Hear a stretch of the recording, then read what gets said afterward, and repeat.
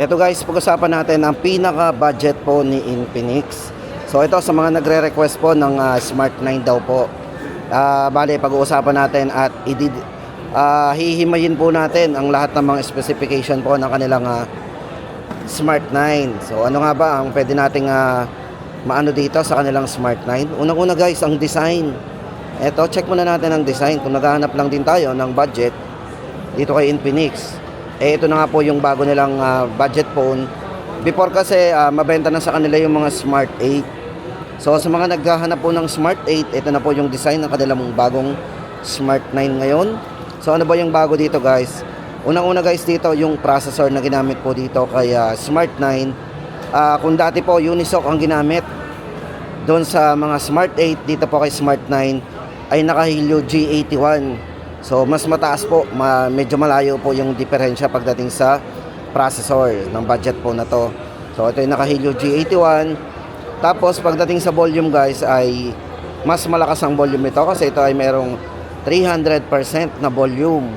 So may malakas na volume to. Check po natin para meron tayong idea do sa volume nito kung gaano kalakas. So, check natin ang volume. Punta po tayo sa sounds and vibration, ringtones, tapos volume up natin. Then, so napakalakas po ng volume yan. So up to 300%. Tapos isa pa po dito, yung kanyang screen refresh rate. Kung dati po hanggang, yung mga sinundan po nito hanggang 60%, budget po pero naka 60% ang kanyang screen refresh rate, 90%. Pero guys, itong kanilang Smart 9, ito po up to 120 Hz po yung kanyang screen refresh rate. So dito po yan, i-adjust po natin yan din sa kanyang display. At syempre, check natin yung kanyang screen refresh rate. So may nakalagay po dyang 60 at 120. So yan, para sa kanyang ultra high refresh rate, ultimate visual experience, pwede po nating i-set up yan hanggang 120. Although may kain po yan ng konting battery, pero maganda naman dyan, may experience po natin ang kanyang very responsive na screen. O, diba? So yan po yung isang maganda dyan, naka 120, isang budget po, naka 120. Tapos ang variant na hawak natin guys, ito ay 64GB. Meron din po itong variant na 128. So kung gusto natin medyo malaki internal storage, ito 128. Tapos guys, yung mga bago ngayon, ito ay merong TUV certification. No? Ito ay merong 48 month of smoothness. So ibig sabihin, meron tayong 4 na taon na halos na hindi basta-basta magbabago yung smoothness nito. Yan. Kasi nga po ay medyo mabilis yung kanyang processor at syempre yung kanyang screen refresh rate. At saka guys, ito yung naka-TUV Reinhand certification yun. No? Kaya yan ay ganong katagal, pwedeng hindi basta-basta mag-ano yung kanyang performance. Yan. Pagdating po sa design, ito balikan natin. Yan na po yung design niyan at alisin ko muna yung kanyang yung case para makita natin ang yung design. So yan, hihimayin talaga natin ang kanilang budget. Tapos guys, matibay din ang kanilang budget phone. Itong si Smart 9 medyo matibay din talaga ito pagdating sa bagsakan. Kasi medyo matibay, yung frame po nito is makapal, o di ba?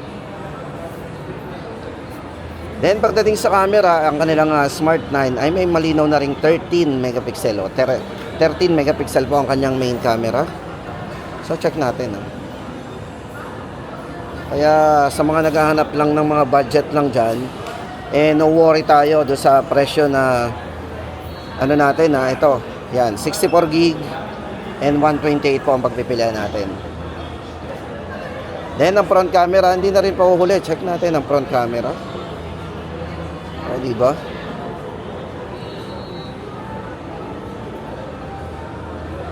O, yan na guys. Pag-usapan naman natin ang presyo nito para may idea po tayo. Yun nga pala guys, ito. Battery nga pala nito, 5,000 mAh battery. So, pang all day battery na din. O yan, sa mga gustong mag-avail ng kanilang Smart 9, ito na po yung ating quick review para magkaroon po tayo ng idea dito sa kanilang Smart 9. At para nga pala guys sa mga colors nito, yung mga variants sa mga kulay, Ito pong hawak natin, ito po yung kulay black. Tapos meron din po siyang kulay na titanium o yung titanium gray. O di ba? Naka-titanium gray, tapos meron din siyang purple at nagkaroon din po ito ng mint green. So, at meron din siyang may lumabas din siyang gold. So, ang dami palang kulay na pwedeng pagpilian dito. Yun nga lang, depende po yan sa store kung ano yung magiging available color na ng kanilang Smart 9. So, napakadaming kulay. Yan, para po sa presyo guys, ang kanilang 64 gig, 3,699. At ang 128 naman po nito ay 4,399. Yan po yung ating update sa mga specs po nito. At saka syempre guys, sa kanyang presyo. Yan, kung naghahanap tayo ng budget, ito na po ang ating quick review. At sana ay nakatulong tayo sa mga naghahanap lang ng pang extra phone